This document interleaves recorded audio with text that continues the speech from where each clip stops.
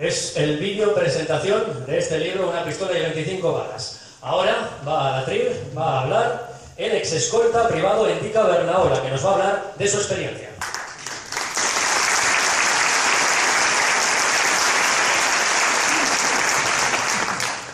Buenos días a todos. Antes de comenzar, quisiera dar las gracias a la única persona que ha tenido la iniciativa de plasmar por escrito la vida de un colectivo que era para gran parte de la sociedad ha pasado desapercibido. Un colectivo olvidado, el de los escoltas privados. Colectivo que, a mi modo de ver, hizo un gran trabajo para que personas amenazadas, políticos, jueces y magistrados, empresarios, periodistas y un largo etcétera pudieran ejercer su libertad, sin dejar de lado a las víctimas de violencia de género, que en definitiva también son víctimas, a las que los escoltas privados hemos y están protegiendo. Víctimas que solo en la última década casi superan a las de los hechos terroristas. Muchos de los aquí presentes me conocen. Hemos compartido momentos tristes y duros, antes y ahora que nos encontramos en esta situación de desamparo. Aunque estoy aquí arriba, pienso que otros debieran de ser la voz y no yo. Soy consciente que otros están peor que yo, compañeros y compañeras que han perdido sus seres queridos, sus hogares, generadas por el estrés de la situación o bien por las circunstancias laborales y económicas por las que llevamos pasando cierto tiempo. Una década estuve trabajando como escolta privado. Es cierto que hay quien estuvo más y quien menos, en lugares mejores o peores, pero una cosa está clara: todos hicimos un gran trabajo. Aguantamos mucho, por un lado, y por otro, debíamos proteger a personas que sufrían amenazas y que realmente tenían miedo, y a otras que en ocasiones nos veían como choferes, acompañantes o incluso mayordomos. Aguantamos insultos, amenazas, agresiones, y estoy seguro, con conocimiento de lo que les voy a decir, que frustramos atentados porque hicimos nuestro trabajo. Muchos de nosotros somos vascos, pero no debemos olvidar a quienes vinieron de otros lugares dejando a sus familias y en ocasiones sin saber a qué se iban a enfrentar. Por ello también quiero darles las gracias en nombre de la sociedad vasca, de la que formo parte, a ellos y a ellas por garantizar la libertad de quienes protegieron. También quiero agradecer a nuestras familias la comprensión y el apoyo que nos han dado durante todos estos años, sin olvidar a todos aquellos protegidos que valoraron nuestro trabajo y a quienes, sin ser parte de esta situación, nos apoyan. Tras esta breve introducción, la pregunta está clara. Si realmente lo hicimos bien, ¿por qué instituciones y empresas se han olvidado de nosotros? Como ya he mencionado antes, hay quienes están peor que yo, pero para quienes desconocen nuestra situación, he aquí mi ejemplo personal. Tras más de 15 años como profesional de seguridad privada y, como he dicho antes, con una década de mi vida dedicada a la protección personal, hoy es el día que no encuentro un trabajo digno. De nada sirve la antigüedad, la experiencia, la formación. Seamos realistas, somos números y no personas, que es lo único que pedimos. Por suerte tengo trabajo, aunque no llegue a un 19% de la jornada. Otros no tienen nada. Lo más triste de todo no es eso, sino que para quien trabajo actualmente se llevó esa década de mi vida, 10 años de mi vida, que si no fuera por vosotros, familia, compañeros y amigos, ahora mismo quisiera olvidar. Creo que es mi obligación, por tener la oportunidad de estar hoy en este acto, de pedir en nombre de todo un colectivo un reconocimiento a nuestro trabajo, no con medallas u actos simbólicos que de nada sirven, sino que cuando vayamos a una entrevista de trabajo no nos veamos obligados a ocultar quiénes fuimos y qué es lo que hicimos. Que las diferentes administraciones, que fueron los verdaderos clientes de las empresas para los que prestamos servicio, nos consideren como otros trabajadores usados y olvidados, para los que no se ha articulado planes de recolocación alguno, reciclaje específicos, en definitiva, una salida digna. Es hora de que nos ayuden a salir adelante. Es hora de que nos agradezcan lo que hicimos. Creo que es más que justo lo que pido.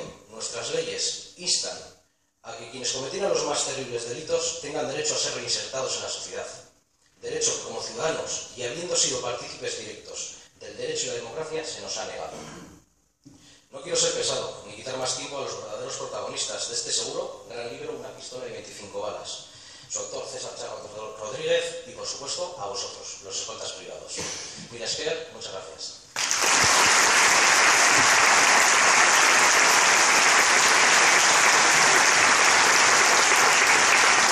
Gracias, Endika Bernaola. Bien, ahora es el turno del presidente de la Asociación de Víctimas de Persecución, Amenazados y Exiliados por Causa de ETA. SAIDU es como se llama esta asociación, y su presidente es Joseba Marcaida. Un fuerte aplauso.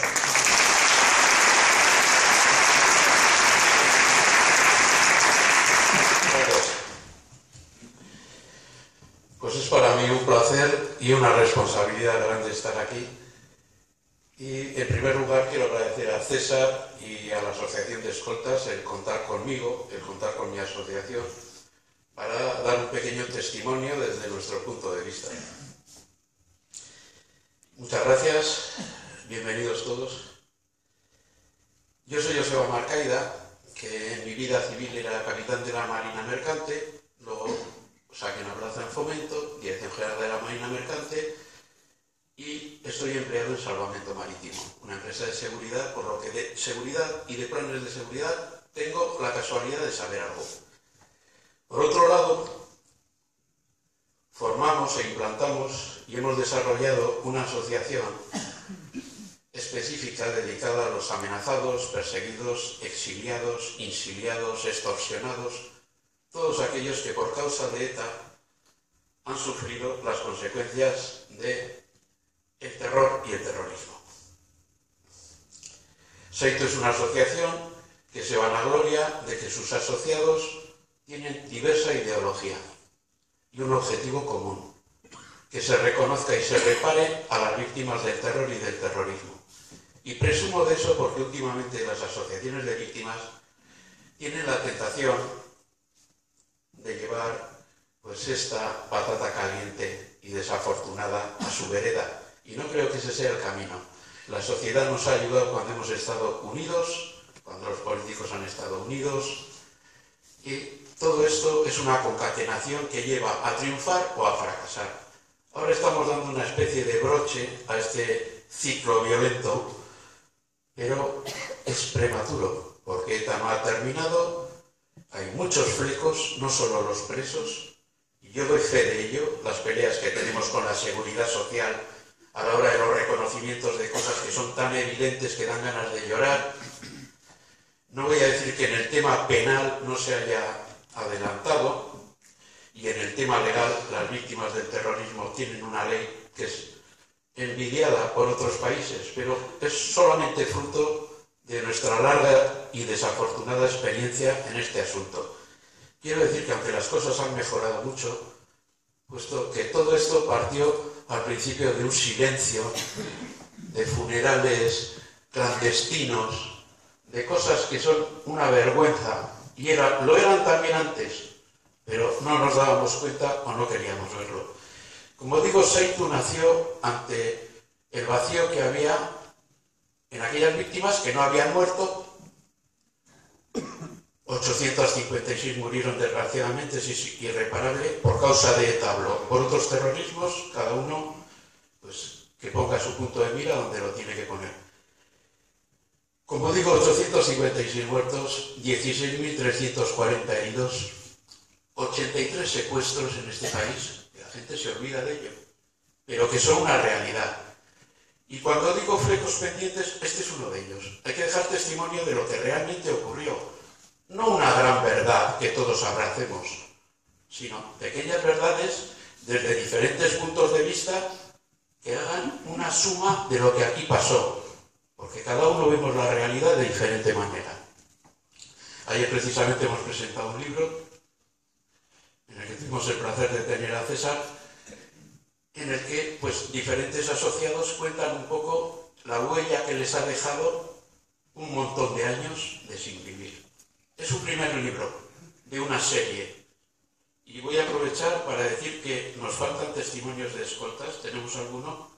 Si hay alguien con afán de escribir o dejar alguna reflexión, le acogemos, tenemos las puertas abiertas. Como digo, una desafortunada experiencia que hemos tenido que vivir y una realidad que hay que asumirla, con mucha misericordia, pero asumirla, por cruda que sea y haya sido. Hemos pasado del silencio a la voz, de la invisibilidad, de decir aquí estamos. En el mundo de las víctimas, que las víctimas tomen protagonismo no es una cosa natural como ahora se ve. Incluso nos hemos podido pasar de la dosis alguna vez. Quiero decir que todo eso no ha sido un milagro, ha sido juntarnos, decir qué hacemos, no estamos satisfechos con cómo nos tratan, montamos una asociación, presionamos a la sociedad y la sociedad presiona a los políticos. Ese es el camino. Digo porque Hemos probado otras experiencias y no daban resultado. Y lo dice un militante de un partido político que, entre comillas, debía estar amparado, apoyado, ayudado por su institución. Pero en esto, como en tantas otras cosas, los partidos han tenido parecido trato con los sufridores del terror. No voy a poner ejemplos ni nombrar personas porque todos conocéis casos. Las empresas vuestras. Yo he estado 11 años escoltado. Conozco muy bien a algunos de los que están en la mesa y a otros de oídas.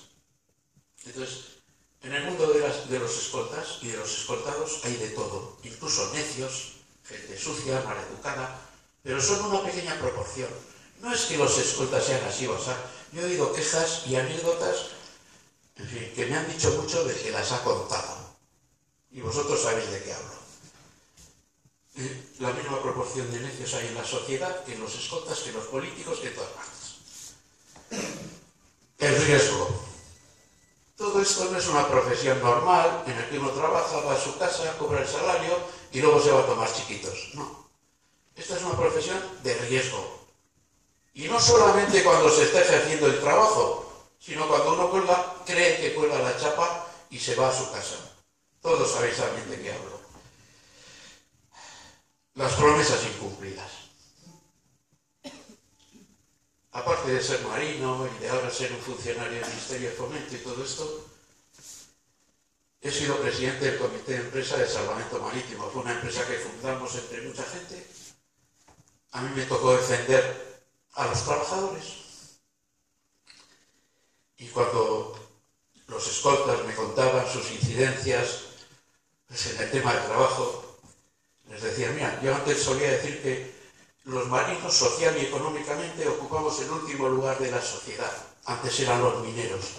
Y les decía, ahora ya sois vosotros. O sea, ¿hay alguien peor considerado que los marinos social y económicamente? Los escoltas. Promesas incumplidas. 3.000. De 3.000 no llegan a 300. A un obrero, sea del verso, sea del arma, sea de lo que sea, no hay cosa peor que defraudarle. Promesas incumplidas. Nadie cree en la palabra. Normal. La experiencia que es. Prometen esto y aquí estamos. Voy a acabar diciendo, y esto es general, no es solo del mundo de los escoltas, que siempre me tendréis con vosotros, hablo de responsabilidad social empresarial. Estas palabras hace 10 años sonaban muy bonitas. Eran el gran objetivo de los empresarios que tenían sensibilidad social, que miraban no solo a su bolsillo, sino donde tengo la fábrica, mi gente está contenta, donde alrededor, el gran ejemplo sois vosotros.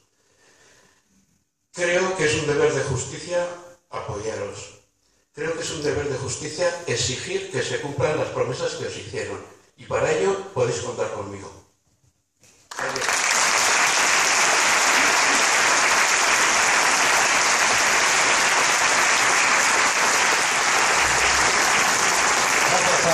Gracias a José Marcaida, presidente de la asociación Saito. Ahora es el turno de la plataforma de escoltas, una plataforma que se llama Las Sombras Olvidadas de Euskadi, y es Manuel Jiménez.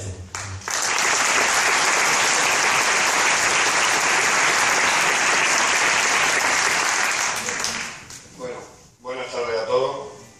Ya me podéis perdonar, me expreso en andaluz por si alguno no lo entiende bien. Buenas tardes a todos los asistentes. Primeramente quiero dar las gracias al diputado don Antonio Trevín, portavoz de Interior del Grupo Socialista en el Congreso, por hacerse eco de nuestras reclamaciones y reivindicaciones, guiarnos y asesorarnos en nuestra lucha a los despachos. Y en segundo lugar, agradecer a nuestro maestro y amigo César Charro por cedernos parte de su tiempo en la presentación de su libro, para así darnos a conocer. Me presento, soy Manuel Jiménez, presidente de la Asociación La Sombra Olvidada de Euskadi. Esta asociación está compuesta por escoltas que en su día protegimos y velamos por la seguridad de cargos públicos, empresarios, jueces y demás personas amenazadas por la banda de asesinos de ETA. Yo no la llamo terrorista, la llamo asesinos directamente. En el año 96, dada la falta de recursos de fuerza y con posibilidad de Estado, salen a la calle los primeros escoltas privados. ¿El escolta privado qué es? ¿Quién es? ¿Por qué decide en un momento de su vida ser él también para que otras personas no quieran la suya? Bueno, pues bien, el escolta no es un tipo ni bajo ni alto, ni débil ni fuerte. No es un tipo con traje de chaqueta, gafas de sol y pinganillo, como es habitual ver esta figura en series y o películas de televisión. Es una persona normal, que en muchos casos proceden del ejército y en otros casos proceden de formarse por su cuenta, con su propio dinero. Lo que resumo, en profesionales sobradamente preparados. Somos normales, con familia, nos gusta lo que todos, el fútbol, la tele, los amigos, un buen libro. Pero un buen día decide cambiar todo esto para que otras personas lo disfruten y puedan hacer una vida normal. Unos proceden de fuera del País Vasco y llegan a esta tierra por vocación, por sentirse útiles al país que quieren y no por el falso mito del dinero. Y en el caso de los compañeros vascos, por luchar por ver su tierra en paz.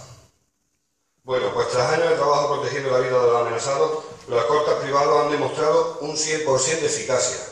Sí, han escuchado bien, un 100% de eficacia. Ni policía, ni guardia civil, ni el China, nada puede demostrarlo como hemos demostrado nosotros estos 20 años. No se ha perdido ninguna vida de los que custodiamos. Sin embargo, nosotros sí hemos perdido compañeros por el camino, familia, aniversario de bodas, cumpleaños de hijos, etc., etc. En fin, no me extiendo mucho más en explicar quiénes somos, porque para eso ya tienen el magnífico libro de nuestro amigo César. Ahora lo que quiero es decirles que en su día, el 23 del 7 de 2011, hubo en el Hotel Villa de Bilbao un acto a la escolta, donde se nos hizo una promesa por parte de, y yo sí me voy a permitir la licencia de dar nombres, el diputado don Carlos Urquijo, del PP, que en su día era diputado de la EA, actual delegado del gobierno, nos hizo la promesa de la recolocación de la escolta en diferentes puestos como seguridad en consulados, en cárceles, repatriaciones, etcétera, etcétera. Estas promesas fueron hechas ya que los servicios de escolta se estaban desactivando debido al anuncio del alto al fuego de ETA. Pues bien, el año pasado se vende a bombo y platillo que el gobierno recolocaba a la antigua escolta en los centros penitenciarios. Por parte de mi persona, empiezo a preguntar a antiguos compañeros que si se encuentran trabajando en las cárceles. Todas las llamadas que hago reciben la misma respuesta: no. Ante esto, creamos la asociación para reivindicar que ese pacto de caballeros, como así lo hacen llamar el secretario de Estado de Interior y el director general de la Guardia Civil en una comisión de Interior en Madrid, reconocen que sí, que existe ese pacto de caballeros, existe esa promesa, pero que no se cumple. Nosotros pretendemos que se cumpla. Pues bien, la asociación denuncia, primero, que se nos ha utilizado como una moneda de cambio para privatizar un servicio público. Como ciudadano estoy descontento, como escolta es trabajo. Segundo, que no se ha recolocado ni a un 10% de nuestro colectivo. Ahora mismo, a día de hoy, hay 800 puestos creados en las cárceles de toda España, no llegan ni a 60 compañeros que hay trabajando. Reclamamos que ese pacto de caballeros se cumpla. Segundo, ya que desde el 2001 en Euskadi se está trabajando protegiendo a mujeres víctimas de maltrato y en grave riesgo de perder su vida, nos ofrecemos al gobierno central para que esta protección se haga extensible a todo el territorio nacional. Debido a que somos unos profesionales formados tanto en protección contra acciones terroristas como en protección contra violencia de género, informamos que nuestro colectivo está formado, aquí hay un pequeño lazo, nos ofrecemos al gobierno para que se haga extensible en todo el territorio nacional la protección contra las mujeres maltratadas. Creemos que también son víctimas, creemos que somos un dique de contención para ellos y estamos preparados para ello. Informar que nuestro colectivo está formado con dinero público que hemos pagado todos los asistentes que hay aquí, donde fuera, se nos han dado unos cursos, que precisamente en una de las reuniones que tenemos en Madrid con el secretario del gabinete de programas del secretario de Estado de Seguridad, no tenía conocimiento de los cursos que se daban aquí en la escolta. Estamos preparados para luchar contra la violencia de género, que es una lacra que la sociedad tiene, que ha costado a día de hoy, desde el 2004, que es cuando se recoge el primer conteo de mujeres, 720 mujeres asesinadas por esta violencia. Que somos útiles para luchar contra ella, lo vuelvo a repetir, porque no queda claro, y que la sombra olvidada de Euskadi, de la cual me hago el honor de representar, no van a dejar de luchar hasta que se cumplan estas reivindicaciones. Y que esta lucha no va a parar hasta que los escoltas tengamos nuestro reconocimiento y nuestro trabajo, el cual prometieron, no porque seamos escoltas merecemos un trabajo, sino porque se nos prometió, nada más.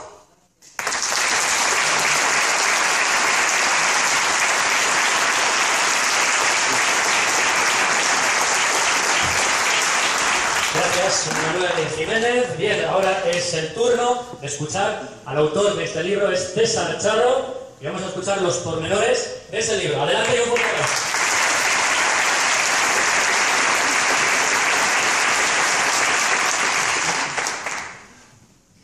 Bueno, temo que antes he incurrido en el peor de los desagradecimientos, que es no haber mencionado a los compañeros del medio digital Contrapunto Local Derecho, que son los que nos prestan gran parte de esta logística que ven ustedes hoy, los vídeos y todo eso, magníficos profesionales, aunque ellos trabajen un poco más que por amor al arte, y en nuestro caso del todo por amor al arte.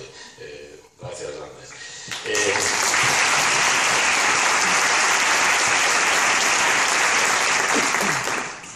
Miren, en todos los libros y en todas las presentaciones de libros siempre hay que leer un fragmento. Esto coincide siempre con que nos preguntan a los que hacemos algo de esto la razón por la que lo escribimos. Yo les quiero leer un pequeño fragmento que está casi al final, que es donde explico un poco esto.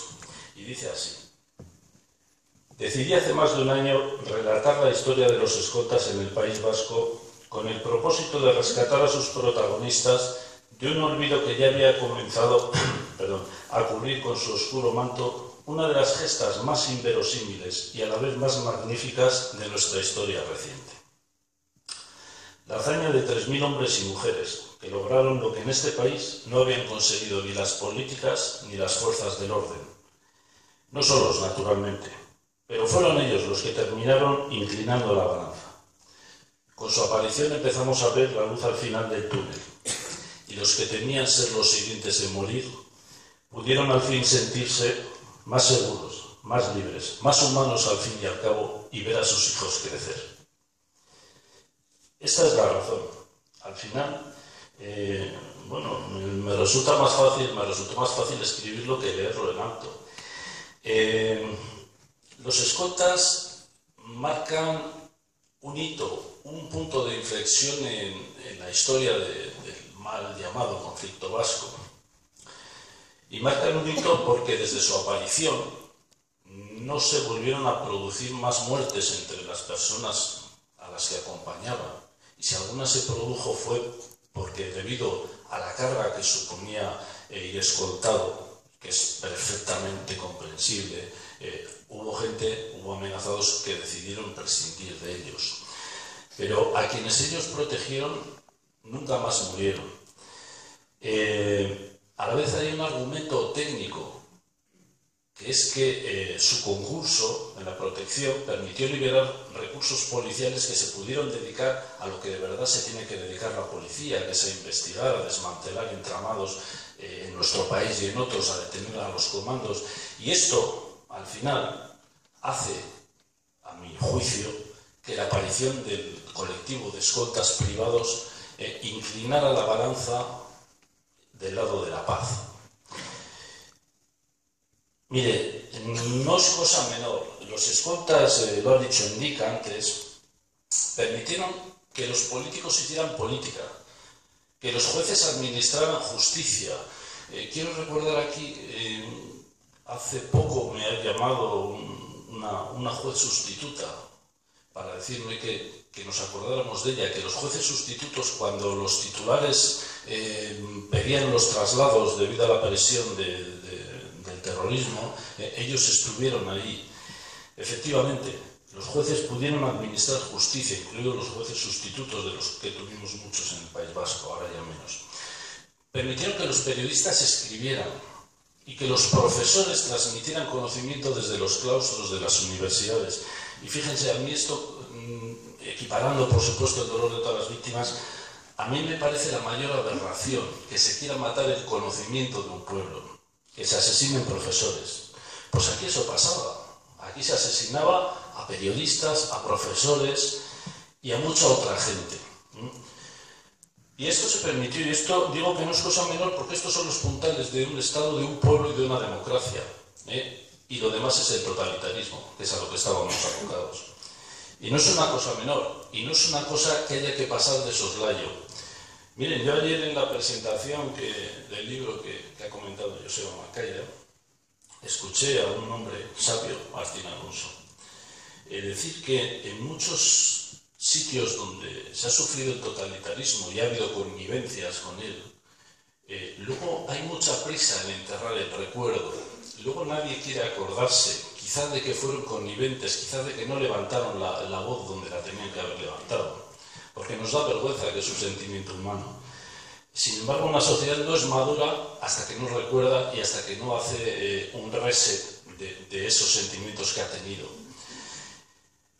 Los escoltas permitieron también otra cosa que es de perogrullo, pero que yo creo que hay que decirla, y es que los amenazados vivieran y que hoy estén ustedes, algunos de ustedes aquí entre nosotros. Estamos viendo ahora mismo, en línea con lo que decía antes, que, bueno, a mí me invitan a algún programa de televisión y veo otras versiones desde posiciones a menudo hipócritas. Yo quería dar en el libro mi versión, porque fíjense, he oído muchas veces pues, que los escoltas eran gente sin instrucción, como si hubiera que ser licenciado para jugarse la vida. He oído decir que ganaban mucho. Entonces yo de aquel programa salí, hice la cuenta de la vieja y a mí me salía un salario de 6 o 7 euros por hora. Claro, al final igual ganan 3.000, pero trabajando 25 días, 14 horas al día. Hagan ustedes la cuenta. He oído decir, y esto también me parece terrible, decir, bueno, pues si hicieron trabajo, se les pagó mensualmente, que se olviden. A ver, un pueblo que olvida a sus héroes no merece ser un pueblo. Yo creo que a nadie se le ocurre decir que se olvide a los médicos que trabajan en África para que no se propague el ébola. No creo que a nadie se le ocurra decir que se olvide a los bomberos que intervienen en un incendio y salvan vidas. Creo que si cierra una empresa, se hacen planes de recolocación en lo posible, aunque la situación sea mala, se arbitra un sistema de cursos, de reciclajes profesionales.